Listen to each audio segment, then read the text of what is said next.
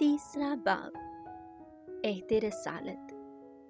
क्या हम फिर अपनी नेक नामी जताना शुरू करते हैं, या हम बाज की तरह मोहताज हैं कि नेक नामी के ख़त तुम्हारे पास लाएं या तुमसे ले जाएं?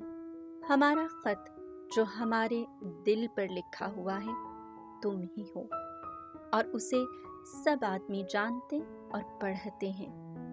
जाहिर है कि तुम मसीह का वो ख़त हो जो हमारी खिदमत से स्याही से नहीं लिखा गया, बल्कि जिंदा खुदा की रूह से, पत्थर की लोहों पर नहीं बल्कि दिल की उन लोहों पर जो गोश्त की हैं। और हम ऐसा भरोसा मसीह की मार्फत खुदा पर रखते हैं। ये नहीं कि हम आप ऐसे काबिल हैं कि अपनी तरफ से कुछ ख्याल कर सकें, बल्कि हमारी काबिलियत खुदा की तरफ से है, जिसने हमें नए अहद के खादिम होने के लिए लायक भी ठहराया है। हर्फ के खादिम नहीं बल्कि रूह के, क्योंकि हर्फ मार डालता है मगर रूह जिंदा करती है। और अगर मौत की वो खिदमत जो हरूफ से पत्थरों पर खोदी गई थी ऐसे जलाल वाली थी कि बनी इसराइल मूसा के चेहरे पर नापायदार जलाल के सबब से नजर न कर सके, तो रूह की खिदमत कितनी ज्यादा जलाल वाली क्यों ना होगी। क्योंकि जब फतवा लगाने वाली खिदमत जलाली है तो सदाकत की खिदमत बहुत ज्यादा जलाल से मामूर क्यों ना होगी। बल्कि इस सूरत में जो जलील था वो उस फायक जलाल के सबब से बेजलाल मालूम हुआ।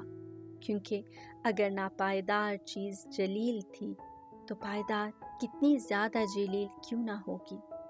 बस हम ऐसी उम्मीद रखकर बड़ी दलेरी से बोलते हैं और मूसा की तरह नहीं करते, जिसने अपने चेहरे पर निकाब डाल लिया ताकि बनी इसराइल उसके चेहरे पर वो नापायदार जलाल न देखें। लेकिन उनके अज़हान कसीफ हो गए, क्योंकि आज तक एहद अतीक पढ़ते वक्त वही नकाब रहता है। इसलिए उन पर ये नहीं खुला कि ये मसीह ही में उठ जाता है। बस आज तक जब मूसा की किताब पढ़ी जाती है तो वो नकाब उनके दिल पर पड़ा रहता है, लेकिन जब ये खुदावंद की तरफ रजू लाता है तो निकाब उठाया जाता है। और खुदावंद रूह है, और जहाँ कहीं रूह खुदावंद है वहाँ आज़ादी है।